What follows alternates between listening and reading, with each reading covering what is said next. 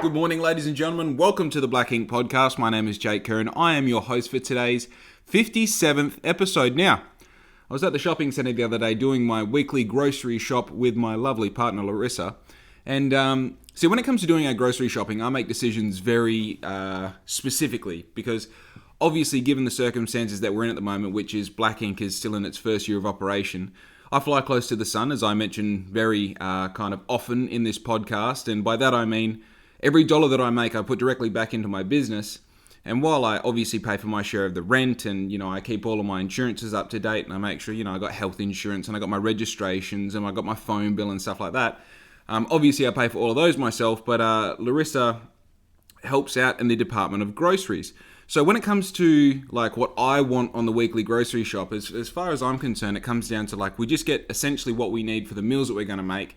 And we make sure that we're effective in our decision making so that we make enough dinners, enough lunches, and enough breakfasts to, supplement the coming days between then and the next grocery shop, obviously. So what I do is I think, right, I know that I need, for a week about 1.5 2 dozen eggs, which I get for free somewhere else anyway. I get them from Dad. I need maybe a loaf of bread. For lunches, I need some sandwich meat, some cheese, some fucking yogurt, some fruit. I need a lot of fruit. And then for dinners, every second week we get, whether it's Hello Fresh or I think we're getting that new one, Bella Spoon or whatever it is, excuse me. But, so as far as the meals are concerned, like it's pretty easy. We sit down once a week, we decide what we're going to have if we're not getting an outside service brought in. And we fucking, you have some spaghetti, some soup, some bloody whatever it might be. And then you go and get exactly the stuff you need for those meals. So as far as I'm concerned, like the extra things, and look, I put Larissa between a rock and a hard place because I'm like, why is there nothing to eat around the house? And then when we go shopping, I'm like, we'll go without for a week. Because, you can understand who am I to say like, I want some fruit roll-ups and I want some K-Zone. I'm pretty sure that's a kid's magazine. I want some K-Time bars, and I want to fucking give us a bag of them Red Frogs and I'll get some of them chips as well. And she encourages me to get all these, but I'm always like, nah, you're right. And anyway, like, I should probably mention as well that most of the time when I do the grocery shopping, I'm very much under the influence of not alcohol, but I am inebriated, if you know what I mean. You know what I mean? And the thing is, like, I'm a cross between two worlds. Is like I'm very hungry and I'm also very anxious. You know what I mean? So, and like I try not to make too much eye contact with people when I go out in public anyway, just because of the nature of 2021. It's such a fucking tumultuous existence that I just don't want to, cause any sort of catalyst that might lead to, some tension or some conflict. So I tend to just keep to myself when I go out in public, and then also when I'm a little inebriated, I tend to, very much so keep to myself, and I kind of like. I'll give Larissa shit and we play games, you know what I mean, sort of thing. But other than that, like, I don't like interacting or communicating with public, especially, like, dude, when you think about it, you shouldn't really be interacting with anyone after the sun goes down anyway, unless you're in, like, the actual space where that happens. Like, if you're going out on a Friday night, you should be communicating with people. But realistically, if it's, like, Tuesday and it's 5:30, don't message me. Don't talk to me. And if I'm out the front of my place, don't even fucking look at me. Just keep driving. You know what I mean? Just keep doing what you're doing. Like, this is my time, And like, I'm not looking at you because it's your time as well. Like, this is our time, but not together, So, we go to the shopping center, we're doing our shopping, and we're at that part which is like, you need some sandwich meat for your sandwiches. I'm like, fuck yeah, like, it's great because that's one of those decisions I get to make, and it's like free of guilt because I need sandwich meat. So then I like see the hot chickens and I'm like, oh fuck yeah, like I'll get a hot chicken. That's a great option. And I know what you're thinking. Hey, you can get a week's worth of sandwich meat for like $3, $4 at the deli, and now you're going to spend $11 on a hot chook, and you just said that you feel guilty about spending money. Yeah, but I fucking like roast chicken as well. So, how do you think I feel? I'm torn between two worlds of sensibility and a fucking taste sensation. So I get the hot chook. No. Riz picks up a hot chook, right? So she picks up the hot chook, and then I'm like, you're going to get the little bitch chook? Let's get the fucking biggest chook here. And like, this is the thing. I know within me, at a fundamental level, I understand that all of those chickens are basically the same size. What I am fighting for is the aesthetic of the outside of the chicken. You know what I mean? Like, pretty much the one that has the most amount of breast on show, because, you would think that means that the rest of the chook is as big, but it's not. It's just like how the chicken's positioned in the bag, how much coloring it's gained through the cooking process, and how much of that coloring you can see through the plastic. And even like where they are on the shelves, I mean, subconsciously you're already going to go for a chicken that's on a higher shelf or further back because for some reason you think that's fresher and it's, you know what I mean? But without getting too into that, I've immediately, just like an absolute misogynist piece of shit, have assumed that Larissa just picked, the fucking only chook in front of her instead of like anyone for any reason. So, bad dude. I'm a bad dude and I get that. So I don't get that chook, get this chook over here. And, okay, Jake, we'll get that chook if you want it. She didn't say that. She thought it. It's all good. I don't mind. So I grabbed that chicken and I'm like, man, this fucking get a load of this chicken. Same price, there's more chicken on it. So, who's the dickhead here? Put it in the trolley and we fucking mosey on with the rest of the shop. And it's, yeah. So dude, it is what it is. I'm pretty sure that's the time we got we got a checkout chick, or maybe we went through the self-serve, which I don't know, that kind of fucking really annoys me now. And did you know those self-serve checkouts? They're crazy, man. I once put a red capsicum or a green... No, I think I put a red capsicum on there. And I marked it as a green capsicum. And it caught me out. It fucking knew that it was a green capsicum. Or that it wasn't a green capsicum. Because obviously the green ones are a little bit cheaper. And it actually caught me out. And the lady came over. And like when it showed the error, it showed a fucking picture that it had taken and said, this doesn't scan as the right color. What the fuck is going on? But...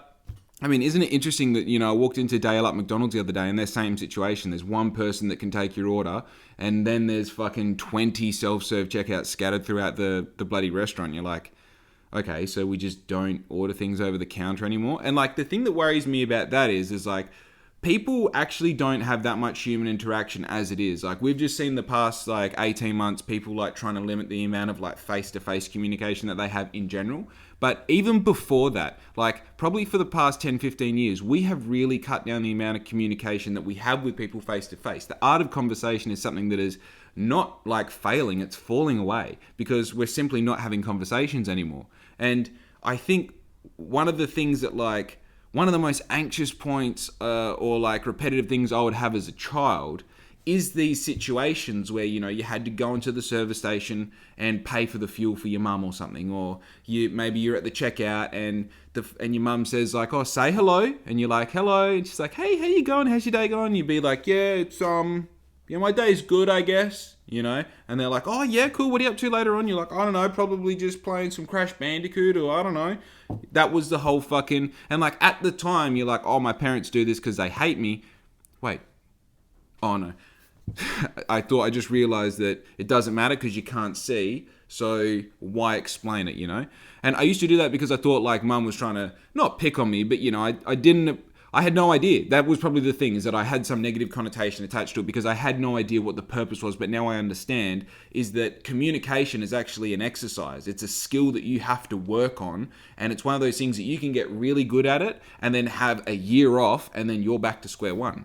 You can pick up some of the tricks that you had going, but there's something about the momentum of conversation and having it all the time and having that face-to-face and having your brain be put in a situation where it has to come up with answers to people's statements and questions at a rapid pace, and it's something that you go like, or maybe I'm thinking too much about it, but at the same time, you can understand that if we stop doing this, if we stop having these conversations every day, your brain's ability to fire off that backwards and forwards interaction in a verbal sense and still mix it with the facial all the little expressions you're picking up on people's faces and people's body language and knowing when to break away from a conversation or knowing how to establish a conversation if it's not naturally happening. All of those skills just fall by the wayside. I mean, we're so natural at like texting people back whenever we fucking want or not at all, or responding to emails, or, I don't know how, this might be specific to my case, but creating documents or things for people to look at where I can put as much time and energy as I want into it before you get it, just so that first second of your assessment, I can control that based on what I give to you with all that time and effort that I had to build it, But then like when you consider the conversation aspect of it, you go, well, if we're not having these conversations, it kind of makes that skill seem really far away because it's actually a very like nuanced particular skill that we have, So I find that getting rid of these checkouts in like Woolies and Coles and McDonald's and all the rest, I mean, sure, no one likes talking to other people. Like, I get it. Like, I feel like I'm a fairly confident, positive person, but I still had difficulty talking to humans. And especially when it's over the counter when they're like, what do you want? And then you have to tell them what you want. You kind of, and like, this is the thing, we go into these, especially McDonald's, we go into these places now already guilt-ridden because we've all seen Super Size Me. We've all felt like pure shit after eating a double quarter pounder with cheese, a large meal, and getting a chicken and cheese as well. You know, we know what that feeling feels like because we did it last night, but we have to go in there and then tell them what we want again. You know what I mean? And if your order is somewhat of a gluttonous order, you have to go like, oh yeah, can I get extra, mayonnaise on that? They're like, yeah, of course. Is there anything else? And you're like, yeah, I'll just get a fucking double cheeseburger as well on the side. But yeah, make sure the drink's a Diet Coke with that one, won't you? Because I'm fucking real worried about putting on weight. But that's like the secret sauce to what this all is. If you can master those conversations that you don't want to have, that, I mean, honestly, they're a repetitive thing that you should be able to handle and get good at. But I understand how in 2021 they're a difficult thing. I mean, I see it as like those are the conversations are the ones that carry us through. If we can have those conversations that we don't want to have with strangers, telling them the shitty food that we want to order and actually pay for as well, then it's just conversations that we have with our friends and people that we want to converse with are that much more beautiful because we've sharpened that sword and we can have that verbal idea sex of you throwing an idea up into the air and me throwing my idea up into the air and then talking about it until it makes some sort of sense and we can agree or we can disagree and we can be passionate with each other, you know? So I think we got to check out chicken. We went through the shopping. So you thought I lost the fucking story, huh? You stay with me, okay? I got a surprise in store for you. So I don't know whether we had a checkout chick or we had an automatic teller. At this point, it doesn't matter, right? So we go out to the car. We do our thing. Now, I get home. I get a little bit more inebriated. And like, as you do, you're like, you know what? I might go pull some weeds, or I might go paint my push bike, or I might go start some screen printing, or start, a 3-hour-long email. And then Riz is like, hey, dickhead, it's 6 o'clock at night. We've just got home from grocery shopping. How's about you, remember you've got like a family thing going on. So I was like, of course, I was just testing you to see if you do that, which, obviously wasn't. And I fucking help her put some stuff away. You know that thing where you kind of walk around the kitchen and you like do things slowly and drag your feet on the ground, so she just gets to a point where she's like, I can do most of this if you want. If you just want to go fucking play dice somewhere, you can go do that. So I didn't do that. It's funny how like people have that sort of what do you call it? They have that sort of like relationship with each other and people think it's normal. Like when I see couples that pull the piss out of each other in public and they're doing it in a serious way, you know what I mean? Like, what the fuck are you doing? Are you bragging to people that your relationship is shit? Like, are you bragging to people that you have like a power play complex within your like 2-person team and you can't figure it out with all the spare time you've got behind closed doors? So now you're going to present it in a public forum in front of your friends? What are you doing? What are you doing? You should have like fucking respect for the person at the very least. Like respect is like the foundation, and then on top of that you build love and you build a life, But hey, what the fuck do I know, dude? I'm a guy with a podcast with wet hair, okay? That's where we're at right now as far as me being the purveyor of good information, right? So, where was I? But even, man, let me fucking. So, I say to Riz, let me bloody strip this chook, because I always like to strip the chicken, the hot chook that I was talking about.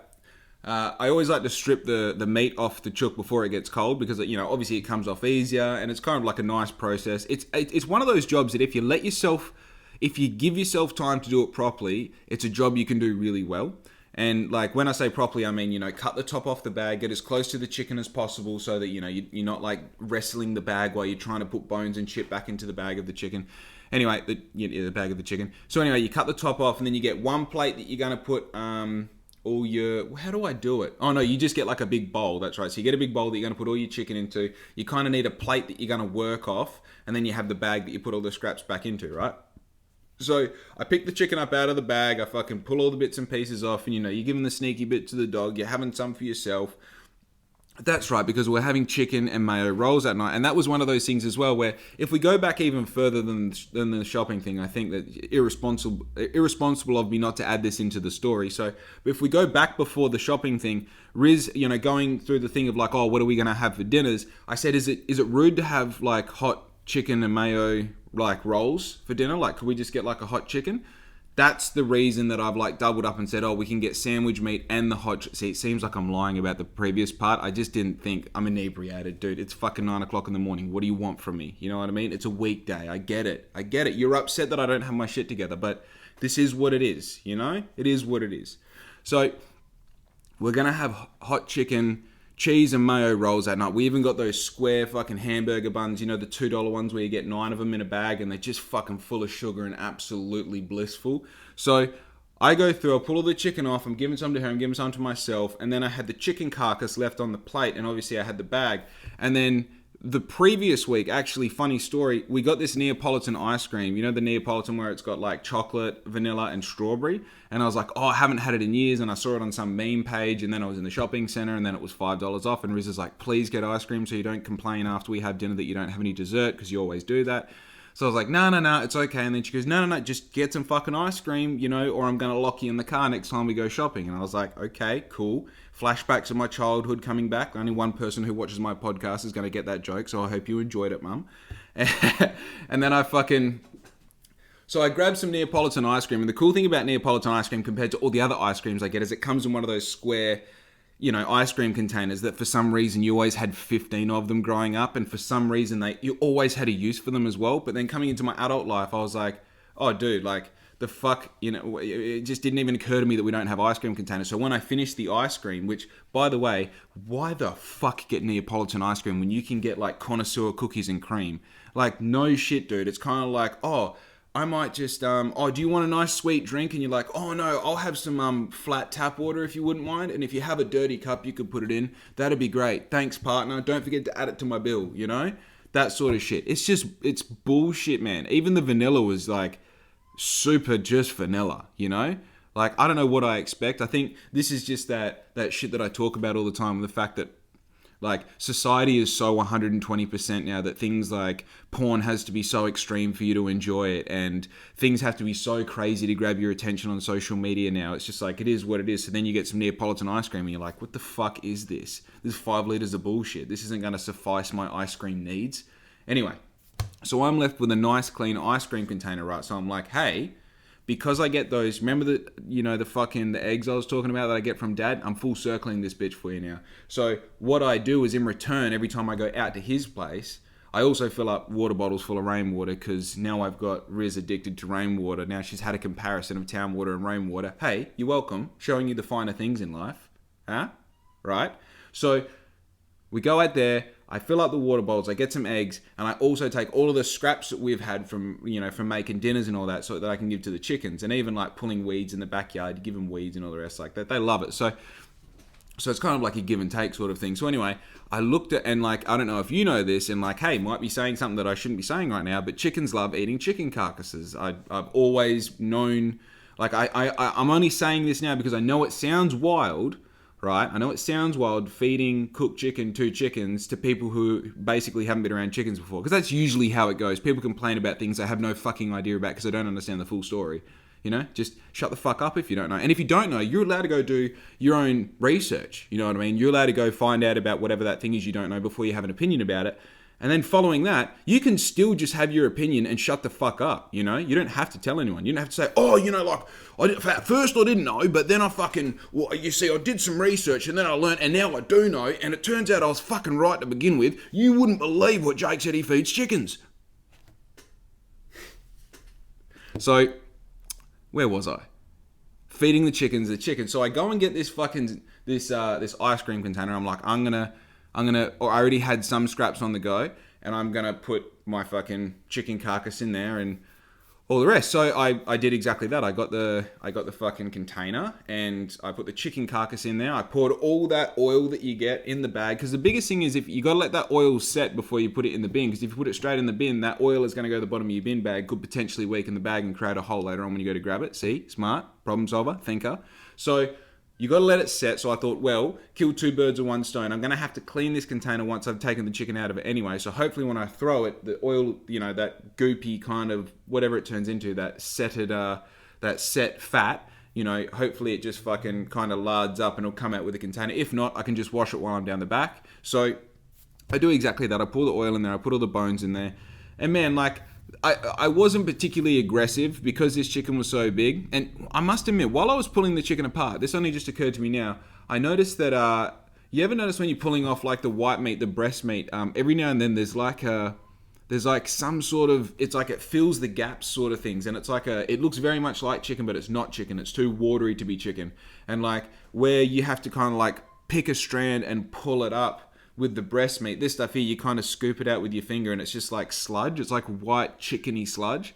And I noticed that it's only on the bigger birds. And at that point, I'm like, oh, is this chicken cooked? You know what I mean? Because that's what we do straight away, is we assume the worst and go like, fuck, I've got the biggest chook. And then I start, you know that meme where it's got that lady and she's looking concerned and she's got all the maths problems in front of her? That was me for a second. I'm like, wait, if we got the biggest chook there and these chickens are only meant to cook for, so long at such a temperature, maybe this chicken got past some sort of standard and now it, it needed just a little bit longer or a little bit hotter environment because it's so dense to cook the whole way through. And it seems to be only the center of the chicken has that white goopy shit in it. So maybe that's the slightly uncooked chicken and maybe I'm about to fucking poison my entire family. And it's all because I had to get the bigger chicken. You know what I mean? So, great, here we are. I'm already feeling guilty about this fucking chicken, right? And as you know, it was one of those guilt-free choices that I thought was just going to be a happy-go-lucky sort of fucking day for me. But apparently, it's not. And even if we're fine, the shit thing is like now that I have this sort of information in my mind, I have to be concerned about it until I wake up tomorrow. Because that's kind of the cutoff. You know what I mean? If I wake up tomorrow, it means don't have food poisoning, no one's going to die, it's all good. So this is on Thursday, by the way. And today's Tuesday as I record this. So when we fucking... so I've done that, I've stripped all the chicken off. A lot of that white goop I've just put back into the bag or back into the carcass. I scooped out all the stuffing, kept that. And I haven't really been that fucking meticulous in cleaning the chicken off the frame, you know what I mean? I know I just said if you set everything up right, you can do a good job, but I didn't do a good job, So I fucking...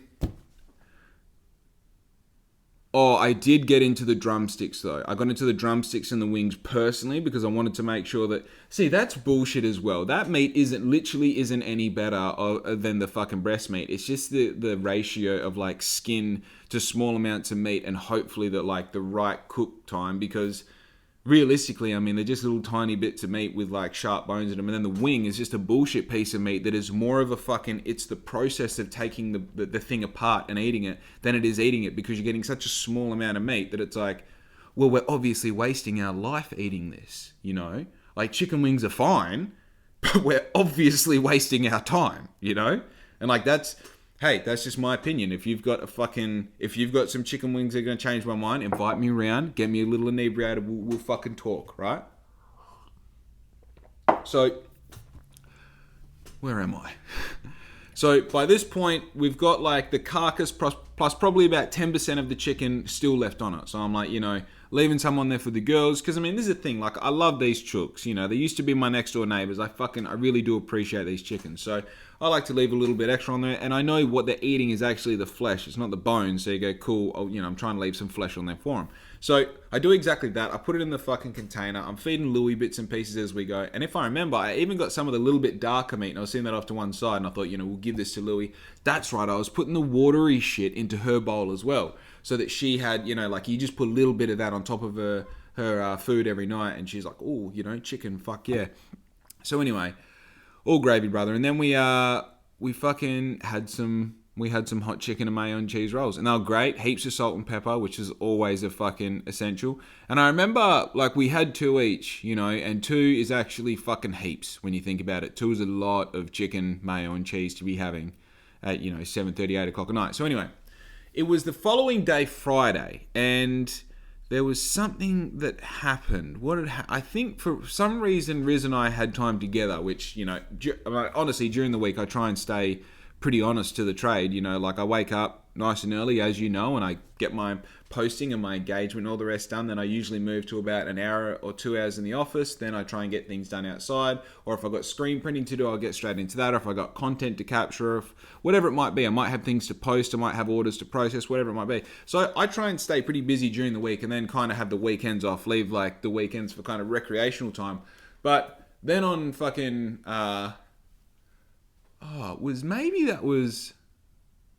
That was Wednesday that we went shopping, dude.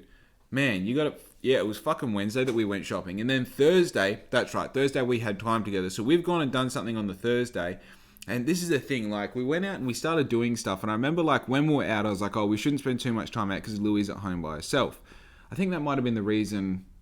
Louie doesn't really stay home by herself very often. Like, we have to be going to do something like go into a shopping centre or whatever it might be, long enough that it, you know, kind of justifies it. Okay, it's too long to leave her in the car by herself, so we'll leave her at home, sort of thing. So anyway, we go and do whatever we did, and we're gone for, like, I want to say 2 hours. I think we left at about 12, and we got home at fucking 2:30, right? So we get home, and Louie does this thing where she's fucking out the door. So we've got like 2 areas of the house, and we can kind of isolate her in the front area of the house, which is great because it means she kind of keeps an eye on the property. She barks as people walks by. She's a good little security dog, you know. But then consequently what it means is we enter through the back door of the house, and she can see us, and she gets all excited and that she runs around. And normally when she's done something wrong, she doesn't get excited. She just looks at us and she looks around. She fucking knows, you know. She's smart. So we get there and she's all excited and she's playing around. I'm like, yeah, fuck yeah. So I go inside and I'm like, going in. She's jumping all over me and like I'm trying to make it. She's jumping all over me and I try to make a real like effort to go like, hey man, just chill out, stop, you know, stop getting crazy, and then we can play. You know what I mean? I just try and like, okay, calm everything down, stop, not even wagging the tail, just wait, stop her there for a few seconds and then get into it again, just so you don't have that. Mainly because, like, you know, if someone like Larissa's nana comes over and she's jumping all over her nana, I can just be like, stop, and she'll stop, you know. So it's like little things like that. If I can control her in the peak of that excitement, then I can control her whenever, you know. So anyway, I walk inside to the kitchen and Riz has got one of those, you know, those like big fluffy mats. It's actually, look, it's right here. Let me get it for the sake of the story. I'm going to get the mat. Hang on. Yeah, I know. Yeah, I'm just getting the mat. Give me a second. So this is the mat here, and for all those listening on Spotify, just imagine a mat. I'm holding up a mat right now. It's like, you know, as I sink my hand into it, the mat itself is probably, you know, the little hairs are thicker than what my hand is deep. You know, it's quite a, you know, you could lose a $2 coin in this mat. You know what I mean? Like it's a thick bitch. So I go to the mat, like, and that mat is in the kitchen. It's underneath, like, where we do the dishes and that, and it's kind of so when you're standing there barefoot, it doesn't feel so, because it's, you know, exposed wooden floorboards, super rich, but the mat is there so that you can, you know, it's comfortable sort of thing. I look at the mat and there looks to be like, I don't know, like there's something in there. I'm like, what the fuck is in the mat? So I go over to the mat and I have a closer inspection. I'm like, this looks like a fucking dead bird, you know what I mean? Like a little, like a you know, one of those little finches or something's been chewed up by a cat. And as I get closer to it, I realize it's half the fucking carcass. It's half the chicken carcass. And I'm like, fuck. So I pick up the chicken carcass. I say to Louie, I'm like, what's this? And she knows when I say what's this. She's like, oh, hey dad, I fucked up. Look, this is me admitting guilt. And whatever you need me to do now, I'll do it. Okay? So she's looking at me like, fuck, you know. I look over and here's the fucking ice cream container on the ground and shit pulled out of it everywhere. Like I put some bread in there as well. She'd fucking completely left the bread. And then in the container, I find the other half of the carcass. I'm like, all right, okay, cool. Might have just fucking done some damage here, you know? Because this is one of those things where I don't exactly know what the formula is behind it all. But man, I hate when you wash your hair and for some reason it just fucking, your ass cracks like, hey bro, don't worry, I'll catch any that falls off for you. I got you covered. You know what I mean? Just the fucking help that you never asked for. But that's all good. So she's like, you know, acting real fucking suspect and she fucks off and like, normally at that point you get angry at him and, you know, so you can signify that this isn't what we do. And to be fair, she never does anything twice, you know? She's like, when she fucks up, it's like her exploring while we're not home and she's found something she shouldn't have found. Now, just let me mention that I didn't put this ice cream container somewhere that she can get it, okay? It was up on the bench, and to get to the bench, you had to jump up on the bin and then up onto the bench. And the bench is like, you know, hip height for me. And anyone who's seen my dog, she's about this tall. So it's a fucking mission and a half. So she has got up on the bench, grabbed this ice cream container down, got it to the ground and started eating the shit out of it. So the bread's kind of spread all over a little area up against the couch. And then we start to notice she's got like this really fluffy dog bed similar to the mat. And that's got bits of, you know, chicken remains in it as well. So I'm thinking, fuck. I can't get angry at her because, as you know, or as you may not know, cooked chicken bones for dogs can potentially be lethal. So I was like, Louis, what have you done, sort of thing, rah, rah, rah. And as it turns out, Louis is actually due for a visit to the vet. So the first thing I do is I call up my vet and, I speak to the lady. I'm like, hey, like my dog's due for a visit, but she's also just eaten cooked chicken bones. What do you think I should do? And she goes, okay, well, what you should do is make sure you just keep an eye on it, obviously. If she's wincing or curling up is an obvious thing. You want to watch for diarrhea or constipation or vomiting or anything like that. And it's like, oh, okay, cool. And she goes, but it's really important she keeps eating, really important she stays hydrated, and really important that she stays exercising. And I was like, oh, okay, cool. I was like, rightio, well, book me in for this appointment and I'll fucking... Oh, sorry, I never have my hair out, so it's fucking... As you can tell, it's a bloody nightmare for me to do anything with because I don't know how it's meant to sit because I never have it out. It's one of the problems that I have in my life, but that's all good. Who cares? So I get off the phone and I start stressing, and like one of the things that we noticed when we got home, she had no water. And I was like, the fuck? So I filled up her water. She got into that. We filled it up again. She got into that again. And that's when we pieced together this whole chicken thing. So when straight away I'm like, okay, to Riz, I'm like, right, we got to keep her fed. We got to keep her water. We got to make sure she exercises. Got to keep an eye out for this, and this. She goes, rightio. I said, I'm going to go take her for a run and see what the fucking, because you got to keep her exercising, Because I've taken it as like, oh, in the next like half an hour, you've got to make sure that she keeps exercising, keeps eating, and keeps, hydrated sort of thing. Like not next half an hour, but like, for the rest of the day at least. At this point, it's 3:00 in the afternoon. And that was one of the things. She said, when did she eat it? I said, look, she probably got into it 10 minutes after we left home. And that was at 12:00, And she goes, so it's over 2 hours ago? I said, yeah, it's over 2 hours ago. She goes, okay, well, it's no point trying to make her throw it up because her body would have processed enough of it now that she's going to it's going to go into her digestive tract and get broken down and digested. So I was like, rightio. So I jump on my bike and she's pretty good at running next to the bike. And what we usually do is go do like a lap of the oval and then we'll, what else do we do? We do a lap of usually we do a lap or two of the oval, then we'll come home. So anyway, we get halfway around the first lap of the oval and she stops and just bloody, kind of parks her ass and does a little bit of diarrhea. And I'm like, oh shit, she said to keep an eye out for diarrhea. And of course I was thinking it was just for that day. So I was like, oh, okay, it's only a little bit of diarrhea, she'll be fine.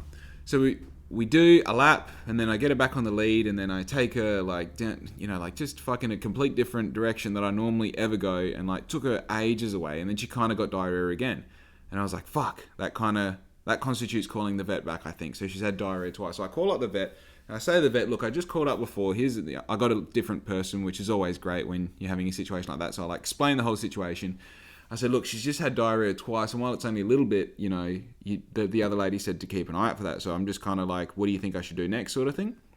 And she goes, look, if you think that, not if you think that. She goes, look, that she was talking about the next 72 hours, right? So she wasn't talking about straight away. So this exercise that you're doing, she probably has diarrhea because you've run her so far, or how much of the chicken did she eat, sort of thing. And I said, look, she ate like the entire chicken carcass besides the chicken we pulled off it and like left the rib cage, essentially. That's what she left behind. She goes, oh, what about the fat and all the oil? I said, oh yeah, she fucking, all of that's gone. She goes, right. That probably gave her diarrhea because she's had so much fat in the past fucking 2 hours and now you're exercising her, so it's all kind of just catching up, So I was like, oh, of course, obviously. She goes, look, over the next few days, this is what you need to keep an eye out for. The same things, rah, rah, rah. All going well, we'll see you tomorrow. I said, rightio. So then it occurred to me, like, this feeling that I had the night before of not being able to sleep properly because maybe I've just given, chicken to Larissa that wasn't cooked properly. And, of course, of all the chickens, it had to be the one that I picked out. And it had to be the biggest one, and that's why I picked it out. And that's probably the reason why I wasn't cooked right. And now I'm like, oh, now I don't get to sleep right for the next 2-3 days because... am I going to wake up to Louis dead in the bed, or am I going to wake up to her going through some sort of, seizure or something that I'm meant to deal with straight away and I don't know how to properly deal with that situation? She ends up dying, or, I just, everything just kind of started rushing to me, and I was at this point probably fucking 2 kilometers away from home for some reason, on the bike with a dog that has legs this long. It's like, what are you thinking? So I start to just slowly make my way back, and Louis looking a bit lethargic, and of course my mind's going like, she's looking lethargic because she's going to die because she ate chicken bones that you gave her, essentially you gave them to her. And like, this is the fucked part because you go, oh, well, that's not possibly your fault because like, how are you going to know she's going to get up on the bench? It was like literally a week before she got up on the bench and pulled something down. So I knew she could do it, but I still didn't put it in my mind as it being a serious risk. And obviously, like, put them in the ice cream container with the lid slapped on. So it's like, would she get them? Anyway, so I start walking her back, and I think we get about halfway back, and she's like literally just walking. I'm like, oh man, like this is fucking terrible. I feel disgusting. I just like started crying on my push bike in the middle of Kerry Park. It's all good. So then I picked her up, and I decided I'm just going to hold her and ride no hands the whole way home because, you know, hell good rider. So I did exactly that and got her home and that, and like Riz just coincidentally happened to be there, and she's opened the gate for me, and I've gone inside the gate and put Louie down and just started crying and saying like, I think I've killed Louie, and like rah rah, and she, you know, she calmed me right down, which was good. And basically, I mean, I think she had to go because that was Thursday night all that happened, and then Friday was the day that we had the vet appointment. So the next day, I think she might have had to work or something, whatever. You know, Riz had to go back to work. So I was going to take the dog to the vet. Obviously, I had to keep a close eye on the dog because I'm keeping an eye on, you know, her bowel movements and how she's feeling and how she's appearing and all the rest. And obviously, you know, I spend all day with my dog anyway. It's just natural. So we end up just chilling out for the morning. And as it turns out, I think she might have, you know, gone to the, you know, she's done a little like solid poo, so it's like everything was all right. I took her to the vet, everything was fine, and the vet just kind of said like, oh no, she'll be right, you know, all good sort of thing. And then she's like, wait, were they cooked or uncooked? I was like, oh no, they were cooked. She goes, oh yeah, well it's too late to make her throw up, and yeah, I guess just keep an eye on her, I guess.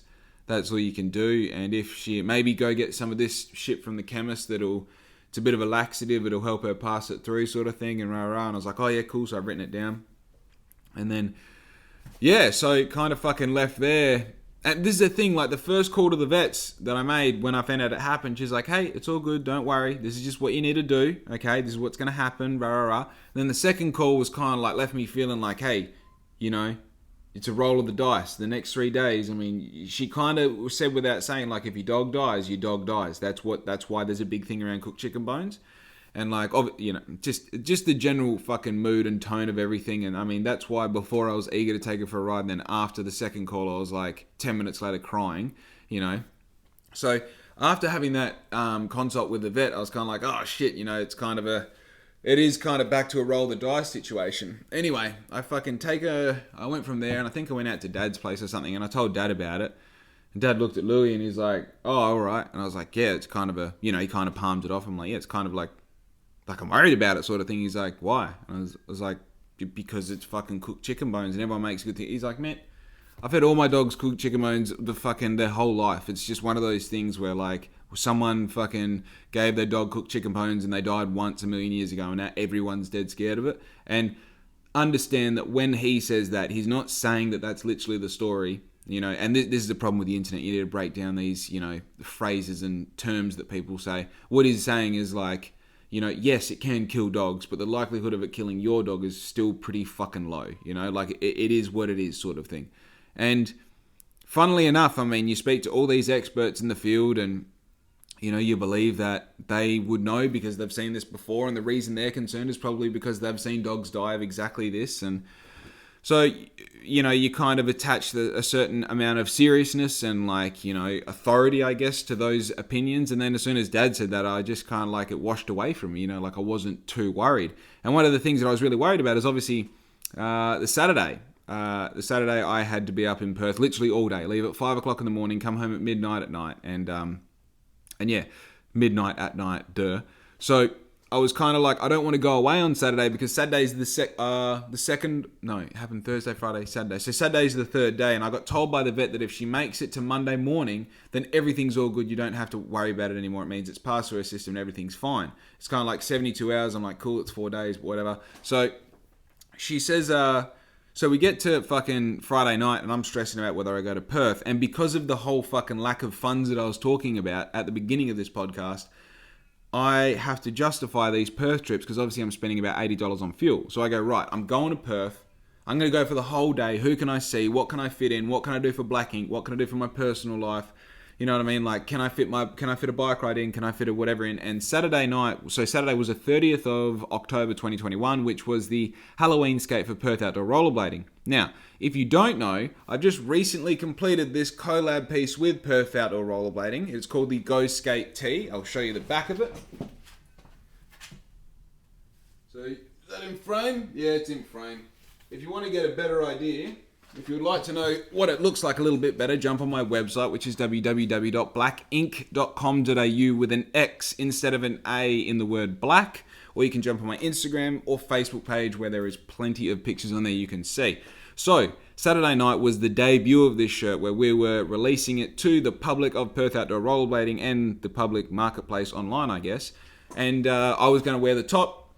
I was going to speak a little about the top in front of all the people that showed up, and obviously because of the nature of the whole thing, and I sponsored the event, I gave away 2 of these tops as part of the best dress prizes for the night. So everyone was all dressed up pretty much except for me and about one other person, because I was wearing this top and the other person didn't know it was a dress up thing, because believe it or not, Perth Outdoor Rollerblade is so kind of vast and what would you call it? Like, so many people are a part of that group. There's like 3,000 members in that group. And like people who literally just like, you know, I saw comments on there of people like, oh, I only found this group yesterday. I'm coming to the Halloween skate today.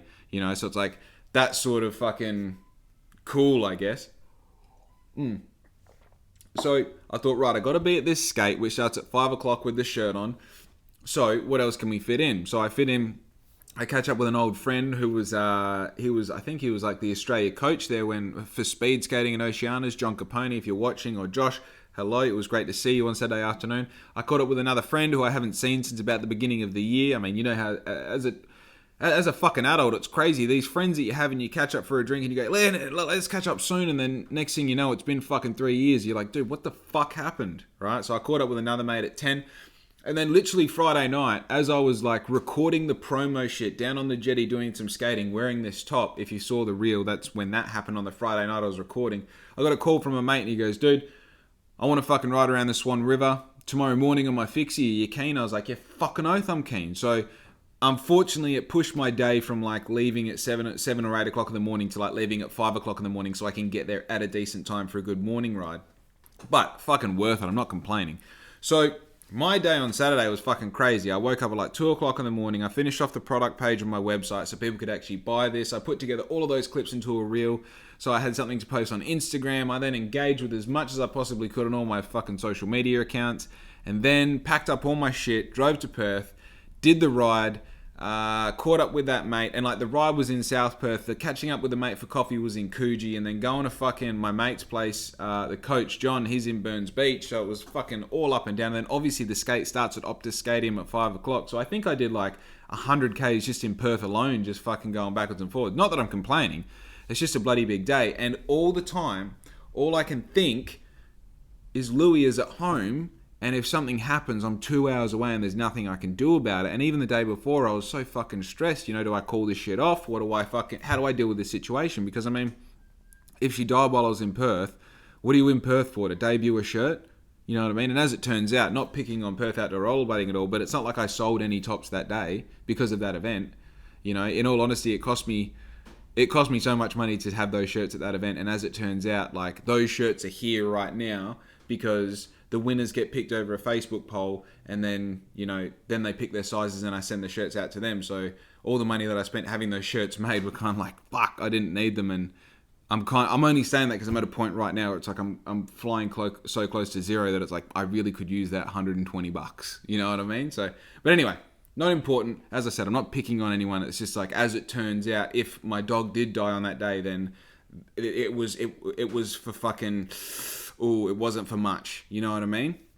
So I was like, what do I do? And on the Friday night when I was telling Dad about it, he's like, your dog's going to be fine. Go to Perth, do your job, catch up with your mates, have a good time, come back and spend time with your dog. Also, I need a lift home from Capel at about midnight tomorrow night. So once you get home from Perth, if you could pick me up, that'd be fucking sick. And if you're a listener of this podcast, you know that my dad allowed me to go and buy that perfect Grom that had 90 kilometers on it for fucking $1,400 or $1,200 less than what the fucking new price is for a Grom, on the understanding that I'll go and sell my dirt bike. And I still haven't sold my dirt bike. He's a fucking good man. He doesn't let me go without when it comes to things like toys. I must admit, like, maybe I struggle a little bit in business where I could use $3,500 in different areas, but when it comes down to like toys and having fun, he does not let me go without. So, when things like this come up and he wants to go party, he wants to go drink with his mates, it's fucking oath I'll go and pick you up. And I mean, dude, I'm a truck driver at heart. He's a truck driver at heart. We both know that I can drive to and from Perth 6 times a fucking day and still have enough energy and fatigue management to pick you up at midnight. So yes, I'll do that, appreciative son, that's what's up. So I go to, I do the Perth thing, I come home, Louis fine, as you expect, and like Larissa was sending me updates all day, so it was all good, and, I have a little bit of time, and then as it turns out, I actually ended up leaving Perth earlier than anticipated. I got home at like 9:15 at night, and as it turns out, Dad wanted to be picked up at 11, so to get out to Capel takes about half an hour, so it was all good. So I only had like, an hour and a bit to kill, and then I had to go do that other job, and I could come home and go to bed. So basically, did all that, got home, got to bed, and again, went to sleep with Louie, cuddling her extra tight, just in case, something terrible was going to happen. But the good news was, if we woke up on Sunday and we made it to 3 o'clock in the afternoon, that means that we made it without Louie having any fucking, cause for concern. She's fine, it's all good, Actually, Friday afternoon, after fucking taking her to the vet and before taking her to Dad's, I took her to the park as well for a little bit of run around. Man, fucking, it was literally like a few days before this, I took her for a run, and like, if you don't have a dog, or if you do have a dog, you may or may not know, like, when you run your dog, typically they'll just all of a sudden stop and start taking a shit, or at least Louie does, classic move. I wish I could do shit like that, but obviously pants get in the way. So, she's running, and I thought, what happens if we're just running across the road, and Louie's like, I want to shit in the middle of the road? Well, that's literally what she did, and when I say middle of the road, she shat on the double white line. She was almost full sprint, stopped and was like, hang on, the double white line, So, of course, I was stoked on Friday afternoon because she pushed out a massive solid shit, which is exactly what we're looking for. You don't want it to be too hard. You don't want it to be soft at all, because obviously too hard can lead to constipation. Too soft leads to diarrhea. So it's like, cool. This is good. This is great. We'll go for a bit more of a run. We'll fucking go home, tick this off our list, go see Dad, And anyway, so where we're at. So we wake up Sunday morning. Everything's all good. I woke up at fucking like 7:30 in the morning, and I mean, dude, I never take mornings off. That's bitch talk. I'm not a soft cock, you know what I mean? But I took Sunday morning off. Maybe your boy got too inebriated the night before, not on alcohol. Maybe he had to sleep in, sort of thing. But what do I know? So anyway, I wake up. We go and have some coffee. We actually took Louie home after getting some coffee, and then we left her at home. Went and got some lunch for ourselves, which was super fun. We came home. It hit, we came home. I fell asleep on the couch again. I woke up. It was like 5 o'clock at night. Louie's still alive. Everything's all good, But fuck, man, had I known at the shopping centre it was gonna end up like that. Like when I first saw that chicken, I think there was a part of me that knew that something was gonna come from it. You know what I mean? It's like, sometimes I even wrote about this when I was doing some journal entry last night, which I haven't done in years, but I just like the feeling of my fingers hitting the keys on the keyboard, so I did it anyway. And I was talking about, sometimes I feel like I can sense what the future has in store for it. Like I can sense, this is the way I worded it, I said I can sense the next chapter of my life. And while I don't know what the paragraphs say and what the words are, I know what the theme is, I know who the characters are, and I know the emotions attached to it. And even though I know all of that, I still willingly go into the situation, whether it's a positive or negative theme, because I still don't know the contents of the chapter and I have to live it to know what it is. And if I try and avoid it for whatever reason, if I try and steer away from it, then that thing can typically lead to greater upset in the thing, because then you start living this other life or starting to figure out this other process that has nothing to do with your true self. You're not embodying a greater, your greater self sort of thing. But, obviously massive stoner talk just there, so whatever. But more to the point, it's like when I picked up that chicken, I knew I was picking up trouble. And I knew that it was my ego making me pick that chicken up because Larissa had picked up just any chook and I had to have the last say on it. Like, what the fuck is that? Then it fucking makes me go through the food poisoning thing, and then it goes through my dog eating cooked chicken bones thing, and I go through this massive, turmoil emotionally throughout the weekend where I had to go and do things for my business and I'm questioning whether I should go or not, and I'm holding my dog super tight before I go to sleep, and I'm crying in the middle of the fucking street holding my dog on a leash and carrying her home, and you just got to wonder, like, what the fuck is going on, you know? What was all of that for? And is this something that at the moment kind of makes as much sense as it does, and then maybe one day in 5 years' time when I look back, you know, I'll learn a greater lesson from it? Or is this something that's going to repeat itself in the future in a particular way where there's going to be more on the line and I'm going to need to make a decision in an instant, and now I can make that decision because I have this experience to draw back on? We just don't fucking know. Dude, I've done 45 minutes. I'm fucking out. Yo!